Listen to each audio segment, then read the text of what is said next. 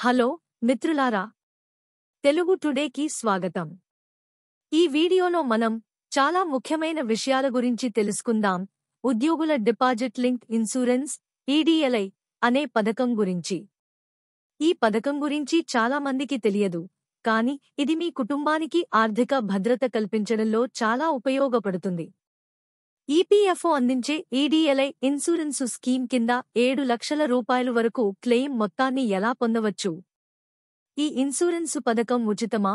ఈ పథకం ద్వారా ఉద్యోగులకు ఎటువంటి లాభం కలుగుతుంది? ఈ పథకం ఎవరూ సమర్పించాలి? ఎవరు అర్హులు? ప్రీమియం చెల్లించాలా లేక ఉచితమా? క్లెయిమ్ ఎప్పుడు చేసుకోవచ్చు? ఈ పథకం పొందాలంటే ఏ ఫారం నింపాలి? ఎలా నింపాలి? ఆన్లైన్లో సమర్పించవచ్చా? ఫారం 5IF అంటే ఏమిటి? ఇన్సూరెన్సు క్లెయిమ్ సొమ్ము ఎంతవరకు వస్తుంది? డబ్బును ఎలా క్లెయిమ్ చేయవచ్చో తెలుసుకోండి. నామినేషన్ మొదలగు విషయాలు ఈ వీడియోలో తెలుసుకుందాం. వీడియోని చివరి వరకు చూడండి, ఎక్కడా స్కిప్ చేయకండి. ఇక విషయంలోకి వెళదాం. అసలు ఈడీఎల్ఐ అంటే ఏమిటి? ఈపీఎఫ్ఓ అనేది మీ జీతంలో కొంత భాగాన్ని ప్రతి నెలా డిపాజిట్ చేసే సంస్థ. ఇప్పుడు మీరు ఉద్యోగంలో ఉన్నప్పుడు ఏదైనా కారణాల వల్ల మరణిస్తే మీ కుటుంబానికి ఆర్థికంగా తోడుంటూ 7 లక్షల రూపాయలు వరకు సహాయం చేయడానికే ఈడీఎల్ఐ పథకం ఉంది.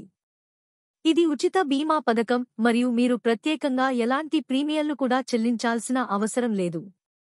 ఈ పథకంలో చేరాలంటే మీరు ఫారం 5IF సమర్పించాలి. ఫారం 5IF అంటే ఏమిటి?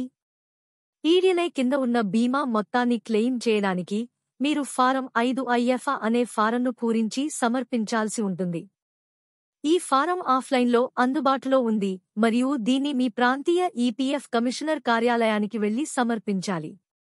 ఈడీఎల్ఐ స్కీమ్ కోసం ఒక ఉద్యోగి ప్రత్యేక నామినేషన్ను పూరించాల్సిన అవసరం లేదు. ఈపీఎఫ్ కోసం పూరించిన నామినేషన్ ఈడీఎల్ఐ మరియు ఈపీఎస్ కోసం పనిచేస్తుంది. ఇప్పుడు ముఖ్యమైన విషయానికొద్దాం. ఫారం 5IF ఎవ్వరు నింపాలి? ఎలా పూరించాలి? ముందుగా మీరు ఫారంను ఈపీఎఫ్ఓ ఆన్లైన్ అధికారిక వెబ్సైట్ నుండి కానీ మా వీడియో డిస్క్రిప్షన్లో పొందుపర్చిన లింక్ ద్వారా కానీ డౌన్లోడ్ చేసుకోండి, లేదా మీ ప్రాంతీయ ఈపీఎఫ్ కార్యాలయం నుండి కూడా దీన్ని పొందవచ్చు.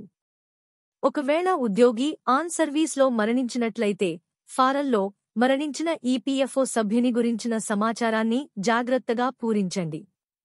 అతని పేరు, పుట్టిన తేదీ, చిరునామా, మరణ తేదీ వంటి వివరాలు నమోదు చేయండి. అలాగే హక్కుదారుడైన వ్యక్తి, నామినీ లేదా వారసుడు గురించిన సమాచారాన్ని కూడా నమోదు చేయండి. వారి పేరు, సంబంధం, చిరునామా మరియు బ్యాంకు ఖాతా వివరాలు వంటివి ఇందులో ఉంటాయి. ఫారంను పూరించిన తర్వాత దానికి సంతకం చేసి కొన్ని ముఖ్యమైన పత్రాలతో పాటు సమర్పించండి.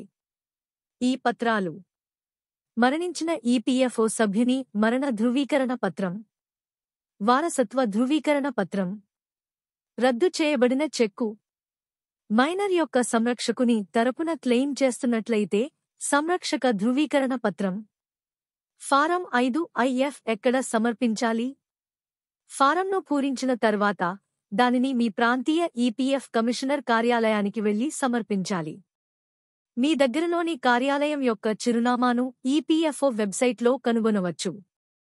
ఫారం సమర్పించిన తరువాత క్లెయిమ్ చేసుకోవడానికి ఎంత సమయం పడుతుంది? సాధారణంగా ఫారం మరియు అన్ని డాక్యుమెంట్లు సరిగ్గా సమర్పించబడిన తర్వాత ఈడీఎల్ఐ క్లెయిమ్ను ప్రాసెస్ చేయడానికి 30 రోజులు పట్టవచ్చు. అయితే కొన్ని సందర్భాలలో డాక్యుమెంట్లను ప్రామాణీకరించడానికి లేదా ఇతర సమస్యల కారణంగా కొంచెం ఎక్కువ సమయం పట్టవచ్చు. ఫారం సమర్పించే ముందు తీసుకోవాల్సిన ముఖ్యమైన జాగ్రత్తలు: ఫారంను జాగ్రత్తగా పూరించండి. ఏవైనా తప్పులతో పూరించబడిన ఫారంను తిరస్కరించవచ్చు. అన్ని అవసరమైన డాక్యుమెంట్లను జతపరచండి. ఏ డాక్యుమెంట్ను మరచిపోవద్దు. ఫారంను సమర్పించిన తర్వాత క్లెయిమ్ స్థితిని ట్రాక్ చేయడానికి ఈపీఎఫ్ఓ వెబ్సైట్ను ఉపయోగించండి. ఈడీఎల్ఐ గురించి ఏవైనా ప్రశ్నలు ఉంటే మీ ప్రాంతీయ ఈపీఎఫ్ కార్యాలయాన్ని లేదా ఈపీఎఫ్ఓ హెల్ప్ లైన్ నంబర్ను సంప్రదించవచ్చు.